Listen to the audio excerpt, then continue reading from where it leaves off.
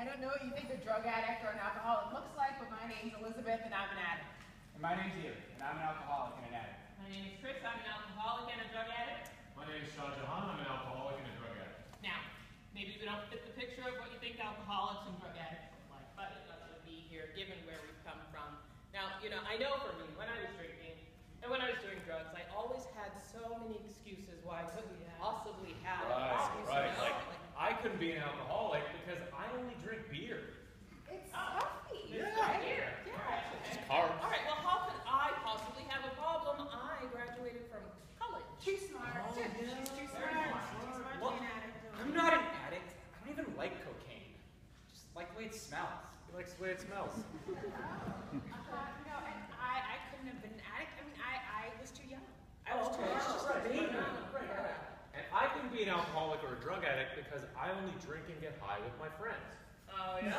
Social. Okay. Yeah, right? And when I'm alone. So Okay. 2 times. Twice, I guess. Right? So, how's everybody doing? I think we can do a little bit better. I told them you were sick. Great. Why don't you just keep that up? Me? Well, I played my part. Picked up all the pieces and tried to make everything look normal.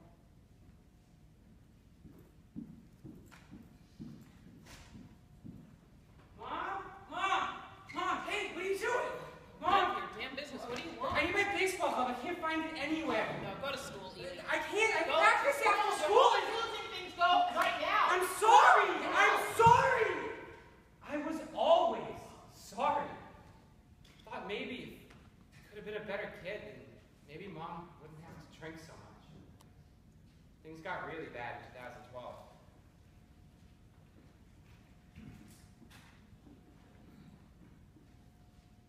Good morning, Mom.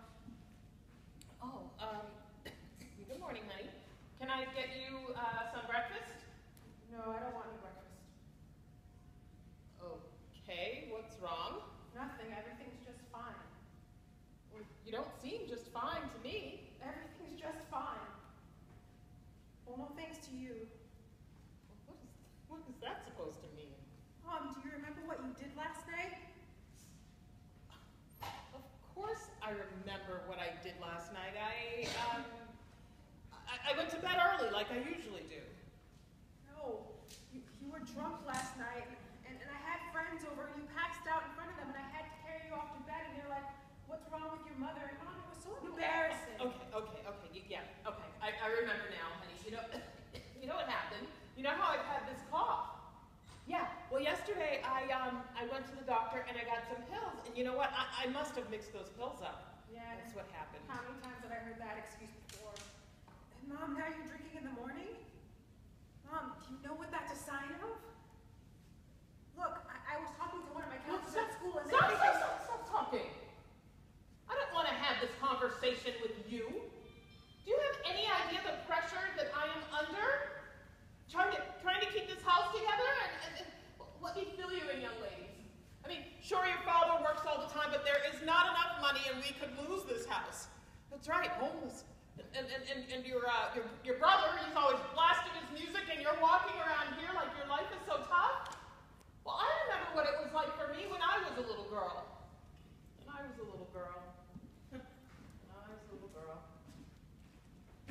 When I was a little girl, my mom used to put me to bed early, and sometimes I would have trouble sleeping at night. And I'd always hear my dad when he came home. I'd hear him banging around downstairs. And I always knew exactly where he was because I knew how every floor creaked and how every door sounded. And when he was done doing whatever it was he did downstairs, he'd come upstairs, and he'd say goodnight to me. Hey, Pumpkin. It's Daddy. I would hide under the covers and pretend to be asleep, because I didn't want him to know that I was awake. I'm sorry I missed your birthday party. I got stuck at work with the boss. You know, it's work. I hated the way he talked and the way he smelt. He wasn't like that during the day. I'm gonna make it up to you, though. I'm gonna take you and your mother and your brother, and we're we're gonna go to the Disneylands, and we're gonna ride a cotton candy and eat the rides, and Mickey and Goofy, and we're gonna be like a real family. I promise.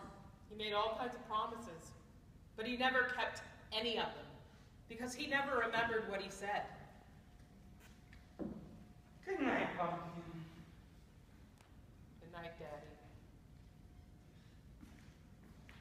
And that's You can't find your wallet. You can't find your keys. You can't find your car? Okay. Dude, maybe look through your Twitter feed. Maybe one of your friends like hashtag Charlie's car. Okay, yeah. Go. Okay. So it looks like Charlie was in a blackout last night, and can't find his keys. Probably can't find his car. So this can't be a good situation. But okay. Charlie's up from his blackout, and he wants to tell me something. So you're done. You're done drinking, and you're done drinking, you're done smoking, you're not going to take any pills or anything like that. I think that deserves a round of applause.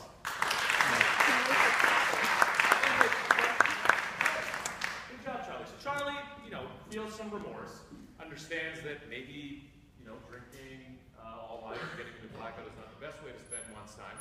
So it looks like he's developed some kind of a resolve. And here he is again. How's it going, Charlie? You got another, yeah, okay, all right. You got another secret for me? You want to have just one? You want to have just one joint and one drink?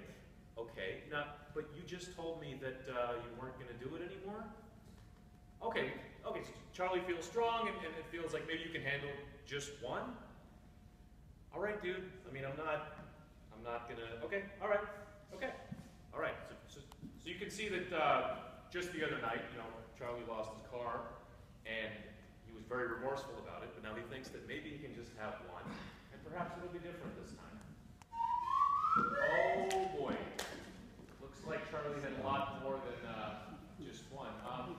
Charlie, exactly how much did you consume? You had one.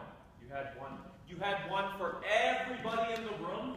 Charlie, that's like 50 to 70 drinks. I believe that's called binge drinking. That's a lot of alcohol, Charlie. Please, okay, yep, we're best friends, Charlie. All right. Starting to get a little bit worried because, as you remember, Charlie said that he was just going to have one. One turned into, a lot more than one, and all right. So this is really tough because Charlie's actually in a blackout right now. He has no idea what's going on around us, and he's angry, he's violent, and I've actually seen where this goes before. Charlie, man, hey, Charlie, it's okay, man. I'm your friend, and I'm worried about you. Listen, just please don't get behind the wheel of the car, okay? Now I'm really worried about my friend. He's in a blackout, and I've seen this play out before. I know what happens when he gets like this, and it's a really horrible thing to happen with this.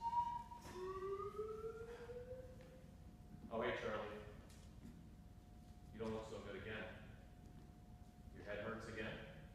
Your stomach hurts again, and you think you're gonna be sick. Charlie, come on, not on the stage. Let's go.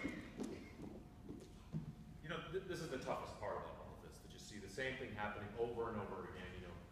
There's the regret the day after, the willingness to maybe do it different this time, but inevitably, one leads to 10, and then you just get right back to the same place.